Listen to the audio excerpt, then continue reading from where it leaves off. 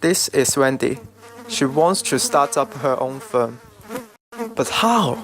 She doesn't know where to start. She doesn't even know how much money she needs. Starting a business is expensive. There are many expenses. The office supplies alone can easily cost up to hundreds of thousands of dollars. So, Wendy came up with a great solution. Why borrow any money if you can just sponge off your parents? So, she goes to her family, or what she calls her ATM, to ask for money.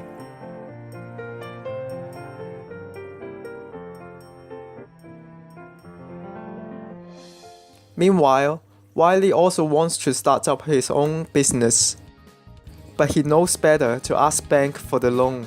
Although the procedures are quite complicated, it actually brings more benefits along with the loan. Here is a typical submittal for the bank loan.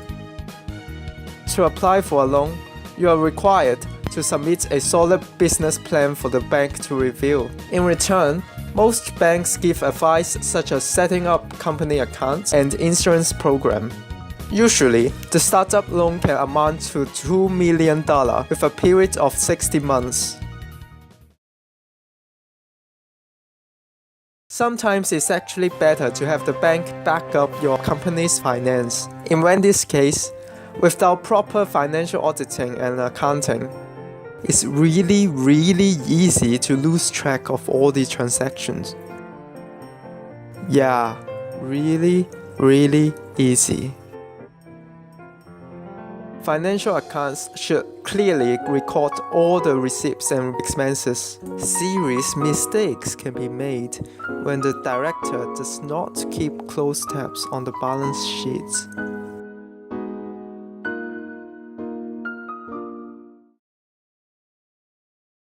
He sets up a bank book system and signs it off each month. It records all the receipts from the invoice raised. Expenses like salaries, overheads, tax, depreciation all needs to go into separate boxes. Software like Sage can easily help you monitor which expense can be cut or which asset is being used inefficiently. Speaking of efficiency, did I tell you that Wendy actually spends a day on the street trying to convince people she's good? I'm not judging, but there has to be a better way to let people know you are serious, right?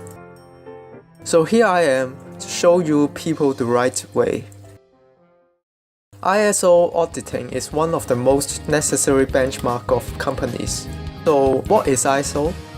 Even though it is popularly known as ISO, it actually stands for International Organization for Standardization. Being ISO 9001 certified means an organization has met the requirements in ISO 9001, which means that the company adopts an internationally recognized standard to manage the company. Take the sick leave application form for example. Having it ISO 9001 certified means your administrative documents are recorded and monitored by ISO. Basically, it checks all the bookkeeping, usually done by your company accounting or admin staff. So now you know that's why clients are reluctant to work with Wendy. ISO certification is increasingly required by clients, and one-man band companies like Wendy's can never grow into something big. That's just the truth.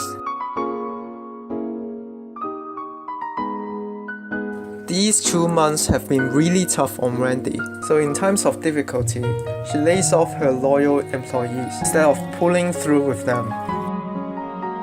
And they all leave one by one.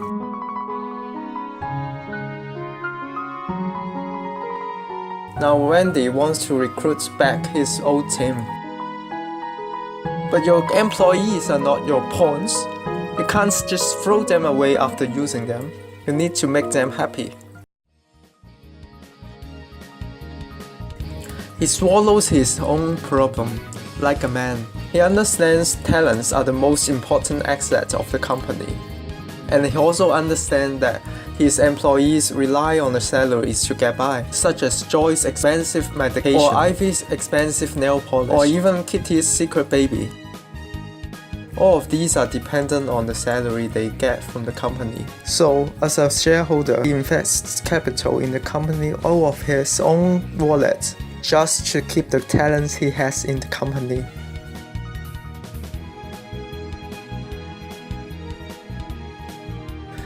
By keeping the team happy, Wiley can get out of the depression period and still be able to grow.